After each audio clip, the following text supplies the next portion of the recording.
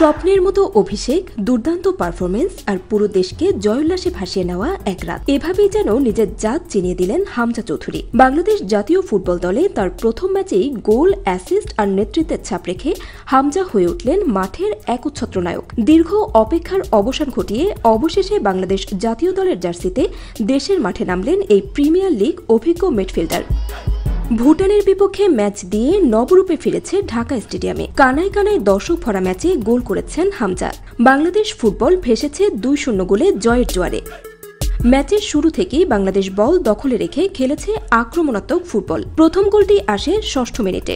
জামাল ভুঁইয়ার দুর্দান্ত এক কর্নার থেকে বলে মাথা ছুঁয়ে জালে পাঠান হামজা। দেশের মাটিতে জাতীয় দলের হয়ে প্রথম ম্যাচেই এমন গোল, যেন রূপকথার শুরু। দ্বিতীয়ার্ধেও এক গোল করেন তিনি মিডফিল্ড থেকে চমৎকার এক থ্রু পাসে।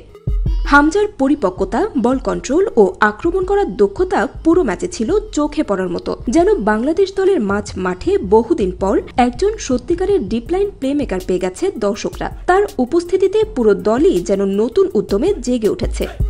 তবে শুধু গোল আর অ্যাসিস্টই নয়, পুরো ম্যাচে তার নেতৃত্ব ও মাঠে কমান্ডিং উপস্থিতি ফুটে উঠেছে বারবার। তার পায়ের ছোঁয়ায় মধ্যমাঠ ছিল গোছানো, বল বিলিবন্টন ছিল ছন্দময়।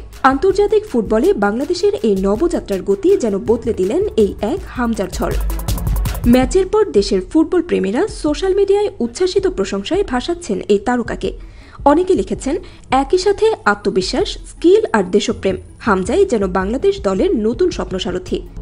এই জয়ের মধ্য দিয়েই দেশের ফুটবলে যেন এক নতুন ভোরের আলো এনে দিলেন হামজা চৌধুরী।